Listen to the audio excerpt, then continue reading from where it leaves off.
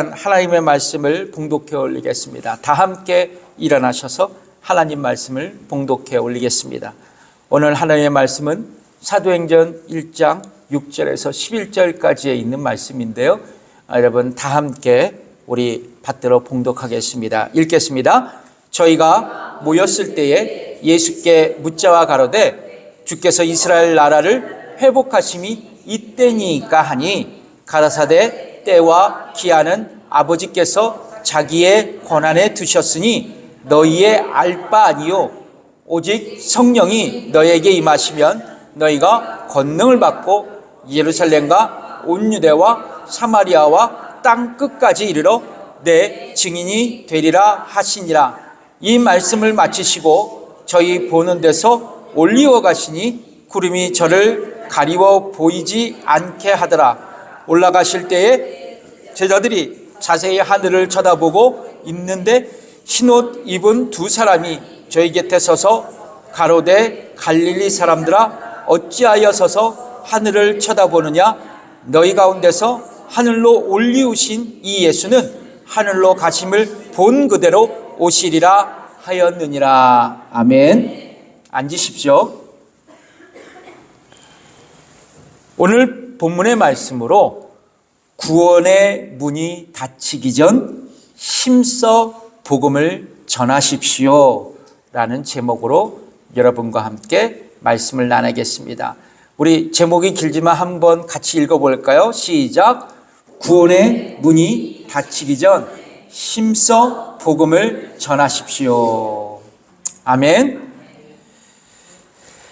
사도행전 1장에 보면 예수님께서 십자가에 죽으시고 사흘 만에 부활하신 후 40일 동안 사랑하는 제자들에게 여러 차례 나타나셨습니다. 그리고 하나님의 나라의 일을 말씀하셨는데요. 사도행전 1장 3절이 그 말씀을 하고 있습니다. 읽어보겠습니다. 해 받으신 후에 또한 저희에게 확실한 많은 증거로 친히 사심을 나타내사 40일 동안 저희에게 보이시며 하나님 나라의 일을 말씀하시니라. 여러분, 하나님 나라는요 이미 구약 성경에 약속되었어요. 그리고 실제로 예수 그리스도께서 이 땅에 오셔서 하나님 나라가 시작되었습니다. 그리고 주께서 다시 이 땅에 오실 재림의 그때에 하나님 나라는 완성됩니다. 여러분, 하나님 나라는요 어떤 국가의 영토를 의미하지 않습니다. 하나님 나라는 오직 예수 그리스도의 피로 구속받은 주의 백성들을 다스리시고 인도하시는 하나님의 통치를 의미합니다. 그러니까 하나님 나라는 영토가 아니라 하나님의 통치라는 거예요. 따라서 여러분, 구원받은 저와 여러분들은 현재 하나님 나라를 경험하고 있습니다. 여러분 믿으십니까? 확신하십니까? 여러분, 예수 믿고 구원받은 저와 여러분들, 신자들에게 성령 하나님은 내주하고 계십니다. 그러면 신자인 우리는요 성령님 안에서 의와 평강과 희락 가운데 살아가게 되어 있습니다. 이것이 하나님 나라의 현재성이라고 합니다. 하나님 나라의 현재성. 그 말씀이요 로마서 14장 17절에 있습니다. 천천히 읽어볼까요? 시작. 하나님의 나라는 먹는 것과 마시는 것이 아니요 오직 성령 안에서 의와 평강과 희락이라. 그래서 여러분, 나의 삶에 의로움과 평강과 희락과 그러니까 기쁨이 있다면 나는 성령님 안에서 하나님 나라를 살아가고 있다는 것이에요. 하나님 통치 안에서 살아가는 것입니다. 그야말로 성숙한 그리스도인으로 이 땅을 살아가고 있다는 증거예요. 그런데요, 나의 삶에 의로움과 평강과 희락, 그런 기쁨이 없다면 나는 현재 하나님 나라에 살아가지 않는다는 증거입니다. 미성숙한 그리스도의 모습으로 이 땅을 살아가고 있다는 것이에요. 그렇다면 우리의 현재의 모습은 어떻습니까? 나의 현주소는 어디예요? 온탕과 냉탕을 왔다 갔다 하고 있지 않습니까? 오늘은 평강한 삶을 살다가 내일은 불안한 삶을 살고 있지 않아요? 어제는 염려하다가도 오늘은 기쁨으로 살고 있지 않습니까? 여러분, 우리는 예수님을 믿고 현재를 살아가지만 이러한 불완전한 삶으로 살아갑니다. 때로는 의로운 삶을 살아가지만 때로는 불의한 삶을 살아갈 때가 있어요. 때로는 평강한 삶을 살아가지만 불행한 삶을 살아갈 때도 있습니다. 때로는 기쁨의 삶을 살다가 우울한 삶을 경험할 수도 있어요. 그렇습니다. 예수 그리스도를 믿어 구원받은 신자들에게 하나님의 나라는 이미 임했지만 아직 완전히 이루어진 하나님의 나라를 우리 모두는 다 누리지 않고 있다는 것입니다. 그 이유는 하나님 나라의 완성은 예수 그리스도의 재림으로 비로소 이루어지기 때문입니다. 우리는 장차 천국에서 완전한 하나님의 나라를 온전히 경험하게 될 것입니다. 이것을 하나님 나라의 미래성이라고 합니다. 그래서 여러분, 우리는 지금 이미와 아직이라는 긴장된 중간 시대를 살아가고 있는 것입니다. 중요한 것은 이것입니다. 우리는 이미와 아직의 긴장된 삶을 살아가지만 아직 완전히 임하지 않는 하나님 나라를 소망하며 예수님의 재림을 간절히 기다리고 살아가야 한다는 것입니다. 성경은요, 이렇게 말씀하고 있어요. 계시록 22장 20절의 말씀인데요, 읽겠습니다. 이것들을 증거하신 이가 가라사대 내가 진실로 속히 오리라 하시거늘 아멘. 주 예수여 오시옵소서.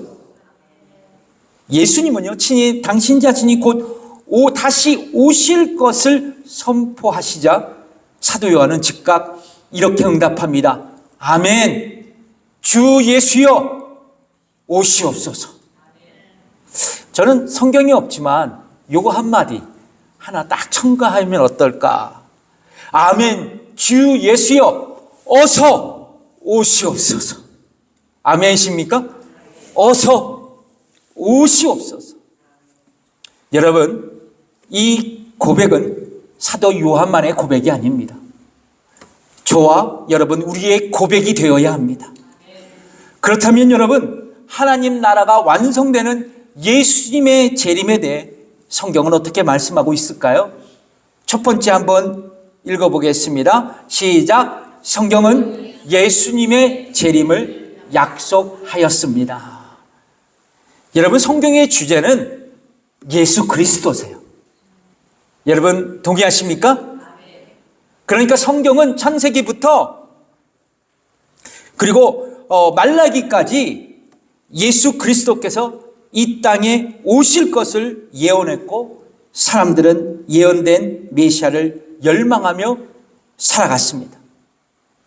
때가 참에 하나님께서 약속하신 메시아 예수 그리스도를 여인의 몸을 통해 이 땅에 보내셨던 것입니다. 그 말씀이 갈라디아서 4장 4절에 말씀합니다. 읽어볼까요? 시작. 때가 참에 하나님이 그 아들을 보내사 여자에게서 나게 하시고 율법 아래 나게 하신 것은, 이것을 소위 예수님의 성육신 또는 예수님의 초림이라고 말합니다.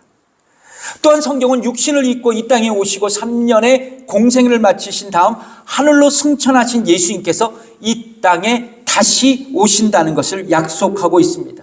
즉 주의 재림을 성경은 증거하고 있는데요, 오늘 본문 사도행전 1장 11절에 보면 예수님께서 승천하시고 난 직후 두 천사가 제자들에게 뭐라고 얘기했을까요? 같이 읽어볼까요? 시작. 가로되 갈릴리 사람들아 어찌하여 서서 하늘 쳐다보느냐? 너희 가운데 하늘로 올리우신 이 예수는 하늘로 가심을 본 그대로 오시리라 하였느니라. 아멘. 그렇습니다. 성경은 예수님의 초림과 예수님의 재림을 동시에 말씀하고 있습니다. 그래서 여러분, 우리는 예수님의 초림과 재림의 사이를 지금 살아가고 있는 것입니다. 근데 흥미로운 것은 신구약 성경에 보면 예수님의 초림뿐만 아니라 예수님의 재림을 수차례 언급한 곳이 있어요. 구약 성경도 신약 성경도 말입니다. 다니엘서 7장 13절을 읽어볼까요? 시작. 내가 또 밤 이상 중에 보았는데 인자 같은 이가 하늘 구름을 타고 와서 옛적부터 항상 계신 자에게 나와서 그 앞에 인도되며, 예수님께서도 친히 자신의 재림을 언급하셨어요. 마태복음 24장 30절의 말씀인데요, 읽겠습니다. 그때에 인자의 징조가 하늘에서 보이겠고 그때에 땅의 모든 족속들이 통곡하며 그들이 인자가 구름을 타고 큰 능력과 큰 영광으로 오는 것을 보리라.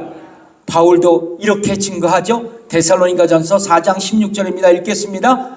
주께서 호령과 천사장의 소리와 하나님의 나팔로 친히 하늘로 쫓아 강림하시리니 그리스도 안에서 죽은 자들이 먼저 일어나고.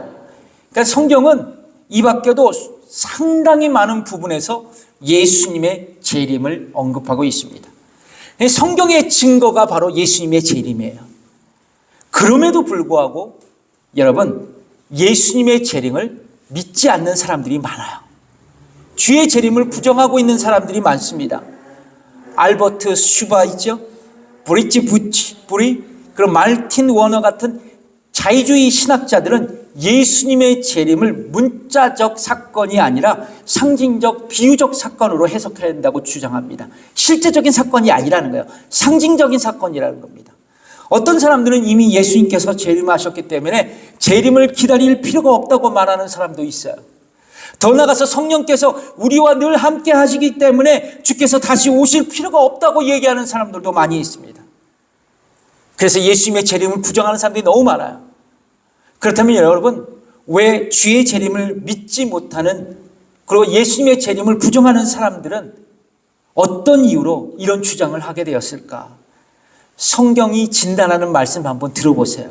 이게 남의 얘기가 아니라 우리의 얘기예요. 읽어보겠습니다. 베드로후서 3장 3절에서 4절 말씀 읽겠습니다. 먼저 이것을 알지니 말세에 기롱하는 자들이 와서 자기의 정욕을 쫓아 행하며 기롱하며 가로되 주의 강림하신다는 약속이 어디 있느뇨? 조상들이 잔 후로부터 만물이 처음 창조될 때와 같이 그냥 있다 하니.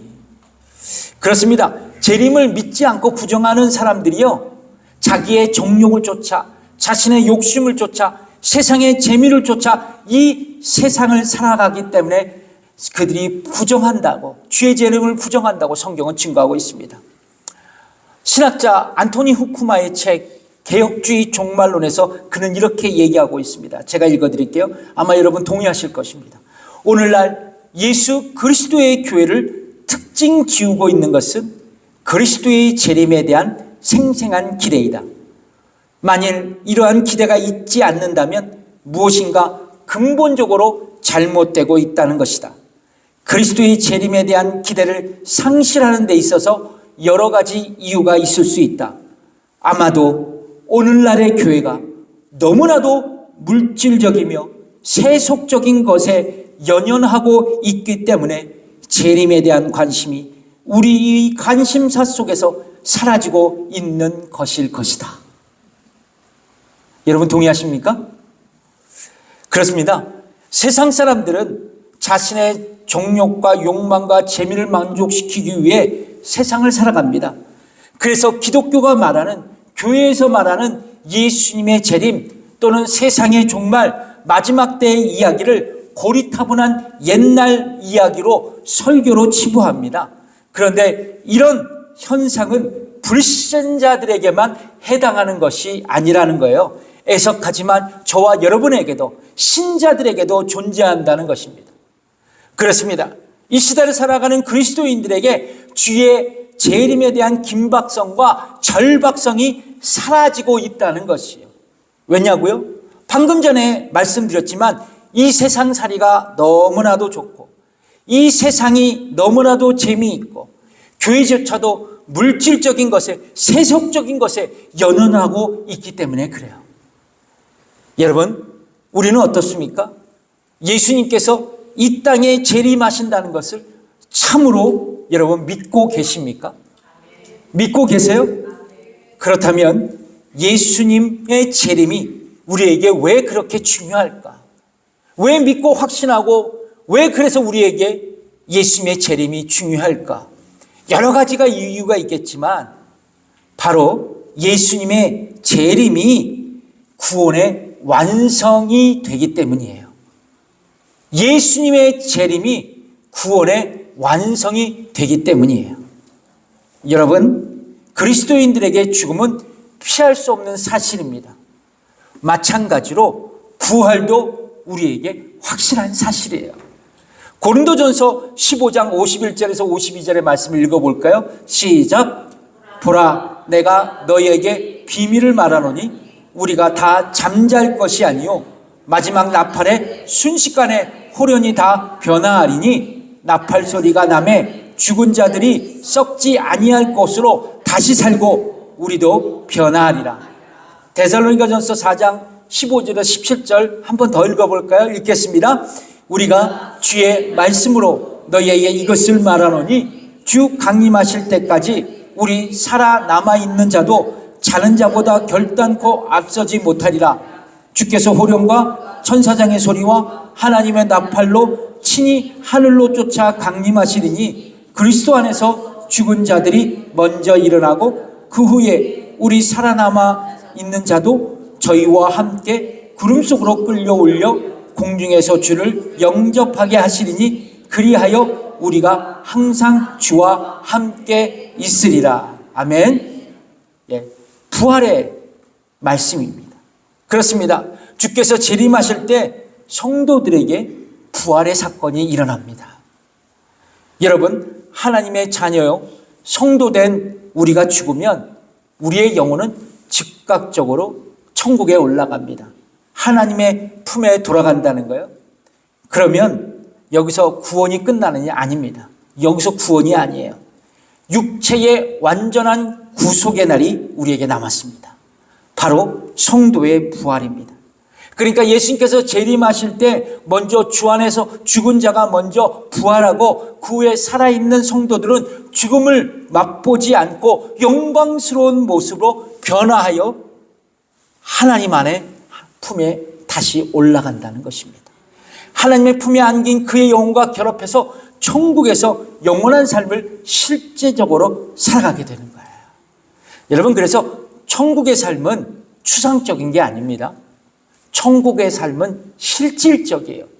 왜요? 우리의 영혼만 가는 게 아니라 우리의 육체가 부활해서 천국에 가기 때문에 그래요. 아멘이십니까? 그렇습니다. 예수님의 재림은 성도들에게 부활과 천국의 영원한 삶을 약속하는 겁니다. 그래서 구원의 완성이에요. 재림은 구원의 완성입니다.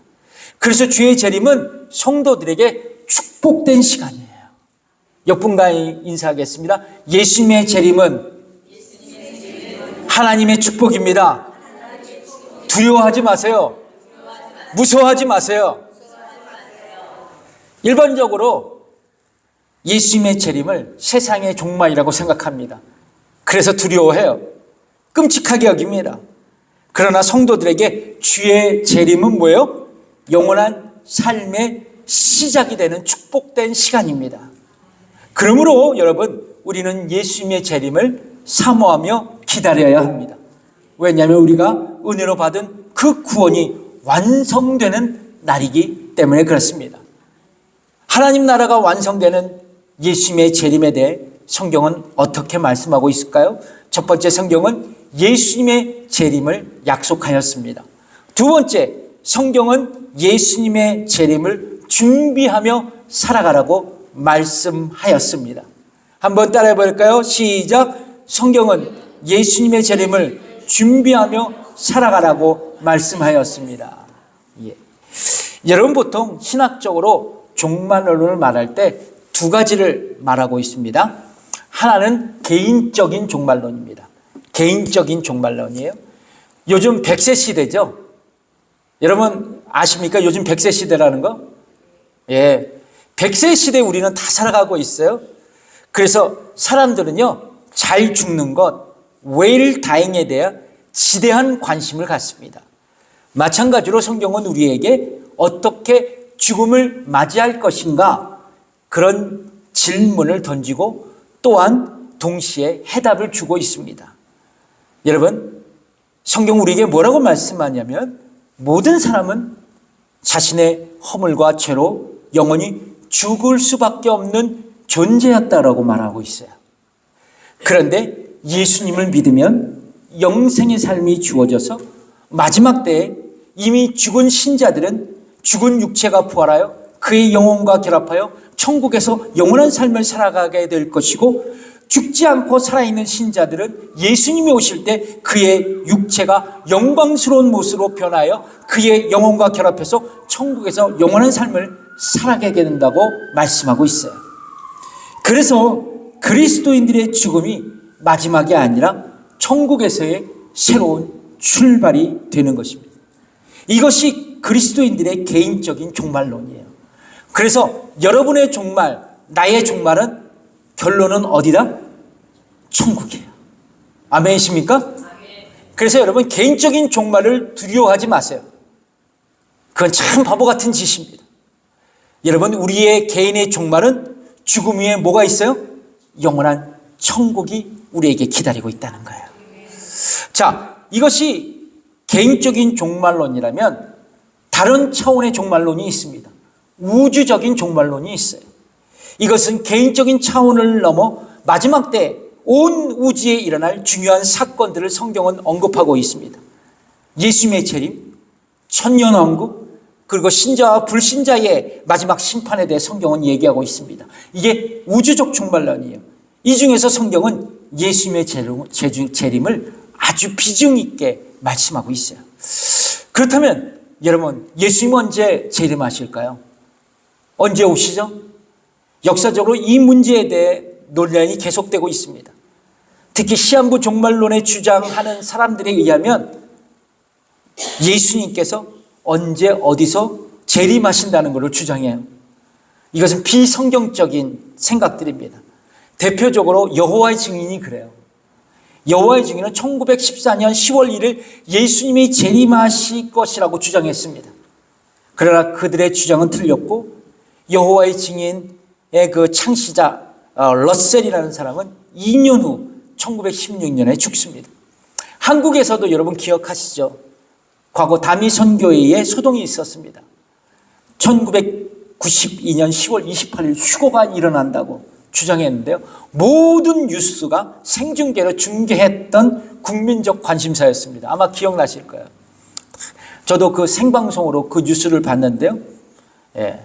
끝까지 지켜봤지만 아무것도 생긴 일이 없어요. 거짓으로 판명됐습니다. 그 당시 뉴스 앵커는요, 이런 유명한 멘트를 했어요. 역시 아무 일도 일어나지 않았습니다.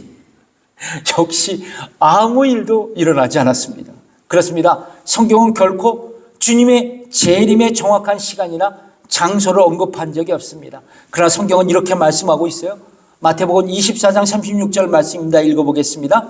그러나 그날과 그때는 아무도 모르나니 하나님의 천사들도 아들도 모르고 오직 아버지만 아시느니라. 그러니까 재림의 때와 날 아버지만 아신다는 것은 뭐예요? 재림의 시기를 하나님 아버지께서 결정하신다는 거예요. 결정하신다는 거예요. 그래서 성경은 어느 누구도 예수님의 재림을 예측할 수 없고 다만 급작스럽게 일어난다고만 말씀하고 있어요. 그 말씀이 데살로니가전서 5장 1절에서 2절까지 있는 말씀이거든요. 읽어보겠습니다. 시작. 형제들아, 때와 시기에 관하여는 너에게 쓸 것이 없음은 주의 날이 밤에 도적같이 이룰 줄을 너희 자신이 자세히 알미라.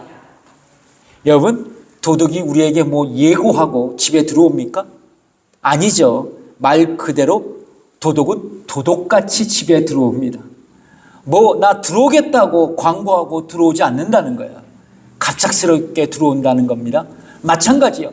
예수님의 재림은 누구도 알 수 없습니다. 갑자기 이 땅에 오신다는 거예요. 그런데 중요한 것이 있습니다. 우리가 주의 재림의 시기와 때는 알 수 없지만 어느 정도 예측할 수는 있다는 거예요. 어느 정도 예측할 수 있다는 겁니다. 어떻게 말입니까? 성경은 주의 재림에 선행되는 표적과 징조가 있다고 말씀하고 있어요. 주님의 마지막 때의 징조를 가르친 다음 이렇게 예수님은 말씀하셨거든요. 마태복음 24장 33절의 말씀입니다. 읽어보겠습니다. 이와 같이 너희도 이 모든 일을 보거든 인자가 가까이 곧 문 앞에 이른 줄을 알라. 이 모든 것을 보거든 인자가 가까이 곧 문 앞에 이른 줄 알라. 그렇다면 어떤 징조들이 성경에 기록되었을까? 저는 세 가지를 뽑았어요. 하나는 전쟁입니다. 전쟁, 민족과 민족이, 나라가 전쟁하고 분쟁이 일어난다는 거예요. 성경은 말씀합니다. 여러분, 요즘 전쟁과 전쟁의 위기 속에 우리는 살아가고 있죠. 여러분, 우크라이나 전쟁도 그렇고 북한의 핵 위협도 그렇고 중국과 중국과 대만의 무력 충돌 위기가 위험 수위를 넘어 있고 그리고 중동의 국가들의 전쟁으로 제3차 대전의 우려도 일각에서 일어나고 있습니다. 이런 전쟁의 상황들은 우리에게 주의 재림의 증상으로 나타나고 있다는 거예요. 두 번째는 세계적인 가뭄과 지진의 발생입니다. 현재 지구촌의 기후 변화가 지구가 온난화되고 있잖아요. 그리고 환태평양에 불의 고리가 있어요. 거기서 지진과 화산이 활발하게 일어나고 있습니다. 이런 지진과 화산, 가뭄 이런 것들이 결국 주의 재림의 징조가 가까웠다라고 우리에게 알려주는 겁니다. 세 번째, 거짓 선지자와 이단들이 사람들을 미혹하는 현상이에요. 거짓된 종교로 사람들을 유혹한다는 것입니다. 그러니까 말세가 될수록, 세상 끝날이 될수록 여기저기서 내가 하나님이라고 메시아라고 주장하는 사람들이 나타나고 있다는 것이죠. 성경은 이것들이 예수님의 재림이 가까웠다는 것을 우리에게 알려주는 징표로 말씀하고 있어요. 그러니까 중요한 것은 이것입니다. 예수님의 재림이 가까웠다라는 거예요. 그렇다면 우리는 어떻게 예수님의 재림을 준비할까? 이게 굉장히 중요해요. 오늘의 말씀의 핵심입니다. 어떻게 주님의 재림을 대비하며 살아갈까? 하나는 뭐냐면 우리는 깨어 근신하는 삶을 살아가야 돼요. 깨어 근신하는 삶. 데살로니가전서 5장 6절의 말씀을 읽어볼까요? 시작. 그러므로 우리는 다른 이들과 같이 자지 말고 오직 깨어 근신할지라. 여기서 깨어 근신한다는 말씀은 어떤 의미냐면 정신 차리고 주의한다는 거예요. 몇 분과 인사하겠습니다. 정신 차리십시오. 정신 차리세요. 예. 그렇다면 우리가 어떻게 정신 차리고 주의 재림을 준비할까? 그 말씀에 데살로니가 3장 13절의 말씀이 하고 있더라고요. 읽어보겠습니다. 시작. 너희 마음을 굳게 하시고 우리 주 예수께서 그의 모든 성도와 함께 강림하실 때 하나님 우리 아버지 앞에서 거룩함에 흠이 없게 하시기를 원하노라. 주께서 강림하실 때 우리에게 뭘 원하신다고 말씀하고 있어요? 거룩함에 흠이 없게 하시기를 원한다. 이 얘기는 뭐냐면 우리에게 하나님 앞에서 거룩한 삶을 살아가며 주님의 재림을 준비하라고 말씀하는 거예요. 그러면 여러분 우리는 주님 오실 때까지 하나님의 백성으로 구원받은 성도들로 악한 세대를 따라가지 아니하고 세상에 나의 시선을 빼앗겨 살아가지 말고 온전히 하나님의 선하신 뜻대로 살아가야 할 거룩한 의무와 책임이 우리에게 있다는 거예요. 그 말씀을 로마서 12장 2절에서 말씀하고 있어요. 읽어보겠습니다. 너희는 이 세대를 본받지 말고 오직 마음을 새롭게 함으로 변화를 받아 하나님의 선하시고 기뻐하시고 온전하신 뜻이 무엇인지 분별하도록 하라 말씀하고 있습니다. 더 나아가서 우리는 거룩한 삶을 살아가기 위해 적극적으로 육의 행실을 죽여야 돼요. 육의 행실. 로마서 8장 13절의 말씀입니다. 읽어보겠습니다. 너희가 육신대로 살면 반드시 죽을 것이로되 영으로서 몸의 행실을 죽이면 살리니. 몸의 행실을 죽이면 산대요. 여러분 여기서 몸의 행실은 무엇일까요? 악한 생각과 악한 행동이에요. 본질상 인간은 뭐예요? 죄인이죠. 야, 이것만 깨달아도 은혜가 되는 거예요. 본질상 인간은 죄인이에요. 아담의 죄가 전가돼서 우리는 자동적으로 죄의 그늘에서 살게 되었습니다. 죄로 오염된 인간에게 여러 가지의 증상이 나타나요. 저와 여러분에게 나타납니다. 거짓, 시기, 질투, 증오, 불의, 갈등, 폭력, 전쟁, 교만, 이런 죄의 증상들이 바로 저와 여러분에게 나타난다는 거예요. 죄의 증상들로 나타난다는 것입니다. 그렇다면 여러분, 새 생명을 소유한 우리는 이런 몸의 행실을 죽이기 위해 어떻게 해야 할까? 방금 전에 읽었던 말씀 중에서 힌트가 나오죠. 영으로서 몸의 행실을 죽이면 살겠다고 말입니다. 성령으로 살아가야 된다는 거예요. 성령으로 살아가야 된다.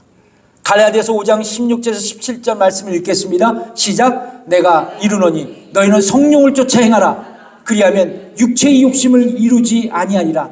육체의 소욕은 성령을 거스리고 성령의 소욕은 육체를 거스리하니 이들이 서로 대적함으로 너희의 원하는 것을 하지 못하게 하려 함이니라. 아멘이십니까? 성령의 인도하심을 따라 살아간다면 우리는 몸의 행실을 죽이고 반대로 뭐를 맺어요? 성령의 열매를 맺을 수 있습니다. 여러분, 이것이 그리스도인들의 거룩한 삶입니다. 이것이 주님의 재림을 준비하며 살아가는 우리들의 모습이 될 수 있어야 합니다. 여러분, 주님의 재림을 어떻게 준비하십니까? 성령 충만으로 주님의 재림을 준비하십시오. 뿐만 아니라 여러분, 또 하나, 주의 재림을 사모하며 복음을 만민에게 전하는 삶을 살 수 있어야 된다는 거예요. 성령 충만함으로 주님의 재림을 준비하며 살아갈 수 있어야 하지만 또 다르게 뭐요? 주의 복음을 전하며 살아가야 된다는 거예요. 왜냐하면 주의 재림은 우리에게 부활이 소망이 되고 그리스도 영광이 나타나기 때문이에요. 그렇습니다. 예수 그리스도의 재림을 통해 우리는 예수 그리스도의 영광이 가득 찬 천국의 소망을 실제로 경험하게 됩니다. 그래서 여러분, 우리에게 주의 재림을 뭐요? 사모하며 살아가야 된다는 거예요. 그리고 복음을 열심히 전해야 된다는 겁니다. 여러분, 선교학자들에 의하면 전 세계 4,800개의 미전도 종족들이 있다고 합니다. 4,800개의 미전도 종족 그룹이 있다 그래요. 그 종족이 18억 명이라고 합니다. 앞으로 들어야 할 미전독 종족은요 200개 정도가 남았다 그래요. 그러면 그들에게 복음을 전하면 예수님께서 이 땅에 오신 거예요. 그러므로 여러분, 주의 재림을 준비하기 위해 힘을 다해 복음을 땅끝까지 이웃에게 전할 수 있어야 됩니다. 그렇다면 왜 우리는 불신자들에게 복음을 전해야 될까? 여러분, 그들이 지옥 형벌을 받기 때문에 그래요. 지옥 형벌을 받기 때문에 그렇습니다. 예수님을 믿지 아니하는 사람들은 죽으면요 우리와 달라요. 우리와 다릅니다. 우리는 죽으면 그 즉시 영혼은 누구의 품에 안겨요? 누구의 품에 안깁니까? 여러분, 죽으면 누구의 품에 안겨요? 하나님의 품에 안겨요. 근데 그들의 영혼은 죽으면 즉각 지옥으로 떨어집니다. 그리고 지옥에서 예수님의 재림을 기다렸다가 주께서 다시 이 땅에 오실 때 그들의 육체도 부활해요. 그러니까 말세 때면 의인의 부활과 악인의 부활이 동시에 일어납니다. 그런데 그들은 지옥에서 예수님의 재림을 기다렸다가 그들의 육체가 부활해서 지옥에 있는 그들의 영혼과 결합해서 지옥에서 영원한 형벌을 받습니다. 영벌을 받아요. 그러니까 여러분, 예수 믿지 않는 사람들이 지옥에서 영원한 형벌을 받으면 그게 추상적인 형벌이에요? 아니죠. 실제적인 형벌입니다. 그러니까 여러분 물에 튀면 얼마나 뜨거워요. 그런데 유황과 불못에 떨어지면요 얼마나 고통스럽겠습니까? 그러므로 여러분, 우리는 지옥에 갈 수밖에 없는 불신자들에게 구원의 복음을 전할 수 있어야 돼요. 여러분, 예수님께서 재림하시는 그날은 복음의 문이 닫혀 닫히는 때입니다. 그날에는 복음을 전할 수도 들을 수도 없는 날이에요. 그래서 주님이 재림이 날이 오기 전 우리는 천국 복음을 열심히 전해야 돼요. 이웃에게, 가족에게, 열방 가운데 복음을 전해야 돼요.